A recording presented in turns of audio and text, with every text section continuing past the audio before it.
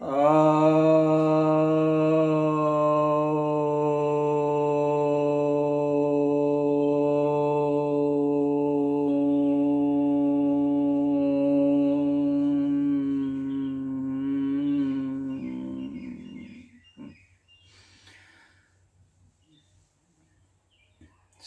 भक्तजनों को सप्रेम नमन।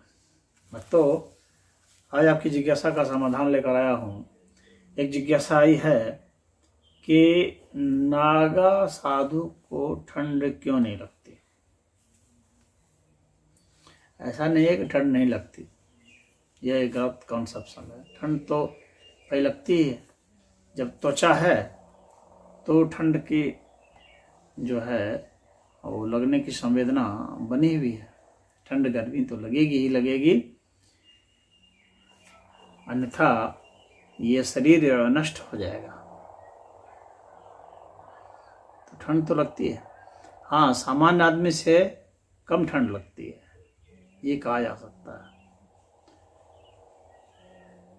लेकिन ऐसा नहीं है कि वो कितना भी ठंड का तापमान होगा वो बर्दाश्त कर लेंगे, ऐसी बात नहीं है।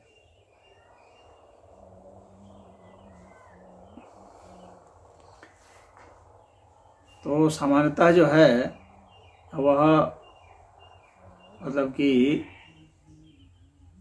0 से 10 डिग्री के नीचे तक का जो है तापमान वो बर्दाश्त कर सकते हैं, -10 डिग्री तक भी ऐसा देखा गया है कि उतना तक जो है बर्दाश्त कर लेते हैं ठंड।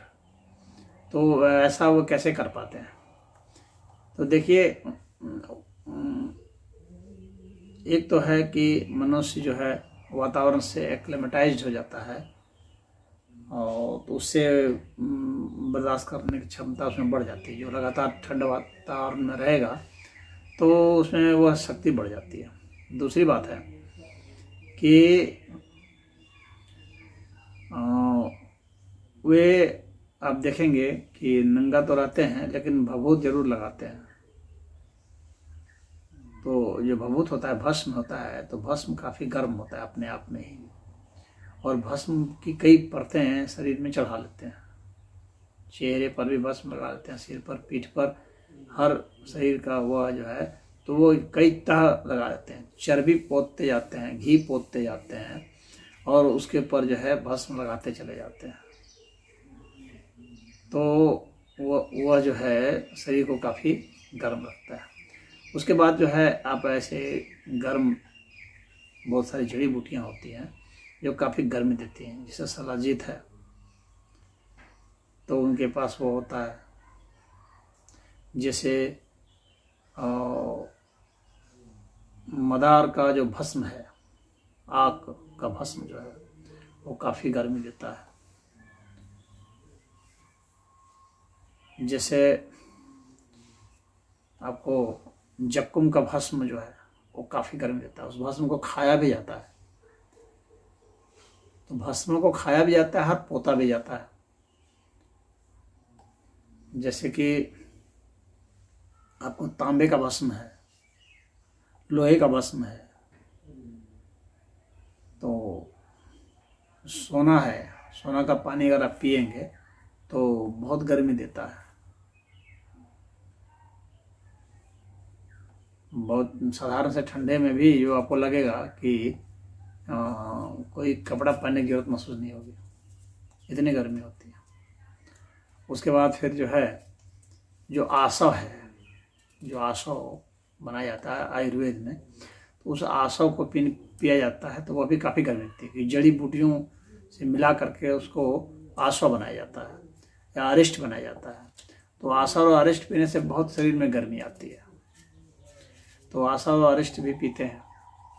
इसके बाद फिर जो है यदि आप साथ में प्राणायाम करते हैं, उष्ण प्राणायाम, जैसे कि कपालभाति प्राणायाम, आकाशभाति प्राणायाम, आदित्य प्राणायाम, सूर्यभेदी चंद्रभेदी प्राणायाम, प्राण अपान संयुक्त प्राणायाम,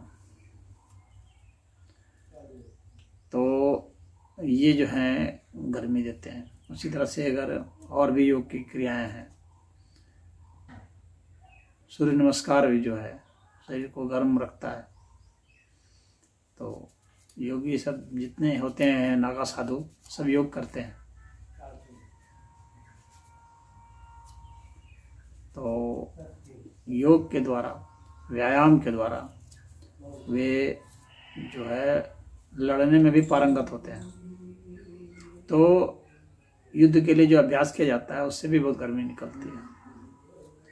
तो शरीर तो उनका काफ़ी गर्म रहता है, दिमाग भी इसलिए काफ़ी गर्म हो जाता है और व्यक्ति उत्तेजित हो जाता है। फिर जो है व्यक्ति की प्रकृति भी एक होती है।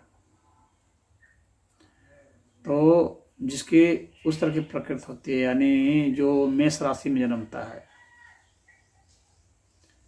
या सिंह राशि में जन्मता है या सिंह लग्न में जन्मता है, मेष लग्न में जन्मता है या वृष में जन्मता है। फिर ये मैं ज्योतिष के हिसाब से बता रहा हूँ। भी जिसका मंगल उच्च का होता है, सूर्य उच्च का होता है या नीच का होगा मंगल, या सूर्य भी नीच का होगा, तो ऐसे उच्च का हो या नीच का हो, दोनों स्थिति में कर्म होगा। सिर्फ दिशा का फर्क होगा, पॉजिटिव कर्म और नेगेटिव कर्म। तो ये होता है, लेकिन गर्मी होती है। तो व्यक्ति की अपनी एक तासीर होती है, उसमें अग्नि तत्व कितना ज़्यादा है तो उससे भी होता है। और फिर जो है ऐसे ही लोग जो है जिसमें बहुत गर्मी भी होती है, उत्तेजित होते हैं, लड़ाका टाइप के होते हैं, तो वैसे ही लोग दीक्षा भी लेते हैं नागा साधु में। तो आप देखेंगे कि उनमें काफ़ी पर्याप्त शौर्य, वीरता ये सब काफ़ी है होती है। वे योद्धा होते हैं एक तरह से। तो इन सारे कारणों का एक साथ जब ये सब सारे कारण मिल जाते हैं एक साथ ना, तो पर्याप्त गर्मी हो जाती है और वो आराम से सह लेते हैं। और वीरता में यह एक गुण होता है ना, वीरता में अग्नि बहुत होती है। वीरता में यह गुण होता है कि ठंड को बर्दाश्त करने की क्षमता बढ़ जाती है। गर्म मिजाजी वाले लोग ज़्यादा बर्दाश्त कर सकते हैं। तो उनका भोजन भी गर्म होता है, गर्म भोजन वे लेते हैं, और रहन सहन भी गर्म होता है। तपस्वी भी होते हैं, उससे भी गर्मी भी आ जाती है।